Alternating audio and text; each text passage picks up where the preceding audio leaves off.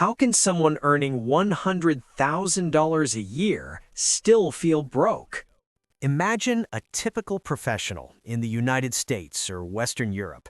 Let's say they're 30 years old. They have a stable career, maybe in tech, marketing, engineering, or finance. Their salary is $100,000 a year. At first glance, that sounds like plenty, but once taxes come out, the number changes quickly. In many places, after federal, state, and payroll taxes, that salary might become around $70,000 take-home pay. That's roughly $5,800 per month. Still comfortable, at least on paper. But now the real world starts taking its share. Rent or mortgage in a mid-sized city might be $2,200 per month. A car payment? Maybe $550. Insurance and fuel together might add another $350. Student loan payments could be around $400.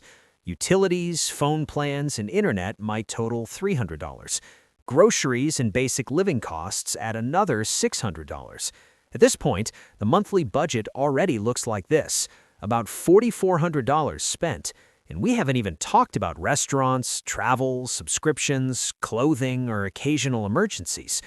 Add normal lifestyle spending, dinners out, weekend trips, streaming services, gym memberships, and suddenly another $1,000 to $1,200 disappears. Now we're at roughly $5,500 per month, which leaves maybe $300 left over. For someone earning six figures, this is the moment many people start wondering, how am I earning this much and still feel stuck?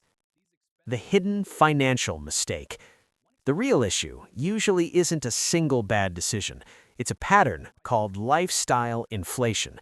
As income rises, spending quietly rises with it. A slightly nicer apartment, a newer car instead of a used one, more convenience, more comfort, more small upgrades that feel reasonable in the moment. None of these choices look irresponsible individually, but together they slowly reshape a person's financial structure. Instead of income creating freedom, it creates obligations. Monthly commitments grow larger and larger until most of the salary is already spoken for. And once that happens, even a good income can start to feel tight. The simple math behind the trap. Let's look at one example that rarely gets questioned, a $550 monthly car payment. On its own, it doesn't seem extreme. Many people earning $100K drive something in that range.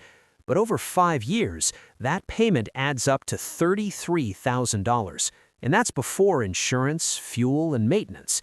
If the same $550 were invested instead, earning an average return over 20 years, it could grow into well over $250,000. One lifestyle decision, $250,000 of potential future wealth. Most people never see the comparison this way because the monthly payment feels manageable. The long-term opportunity cost stays invisible. The psychological reason. So why do intelligent, hard-working people fall into this pattern? Because modern society constantly redefines what normal looks like. If everyone around you leases a new car every few years, it feels normal. If your coworkers live in expensive apartments near the city center, it feels normal. If social media shows vacations, restaurants, and upgraded lifestyles every day, it quietly adjusts your expectations. Humans are deeply influenced by relative comparison. We rarely judge our spending based on long-term financial outcomes.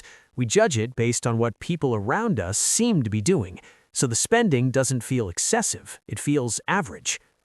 The real cost appears slowly over time. Someone earning $100K might save only $3,000 to $5,000 per year after expenses. At that pace, building meaningful wealth becomes extremely slow. Years pass, income increases, but expenses increase too, and the financial gap between income and true wealth never really opens. This is why many professionals reach their 40s earning more than ever, but still feeling financially fragile. Not because they failed, but because their lifestyle grew at the same pace as their salary. A different perspective. Financially intelligent people tend to look at income a little differently. Instead of asking, what lifestyle can this salary support, they ask a different question. How much of this income can I keep? They understand that wealth is rarely built from dramatic financial moves. It's built from maintaining distance between income and lifestyle. The larger that gap becomes, the more options life starts to offer, more flexibility, more security, and eventually more freedom. Conclusion: earning $100,000 isn't the guarantee of financial comfort it once was, but the real problem isn't just inflation, taxes, or rising costs. It's the quiet expectation that as income grows, lifestyle should grow with it. That assumption is what keeps many high earners feeling stuck, not because they lack discipline, but because the system quietly encourages spending to keep up with income. Once you see that pattern clearly, something interesting happens. You start realizing that wealth is really not about earning more, it's about keeping more of what you already earn. If you found this perspective helpful, consider subscribing for more calm, realistic conversations about money and long-term wealth.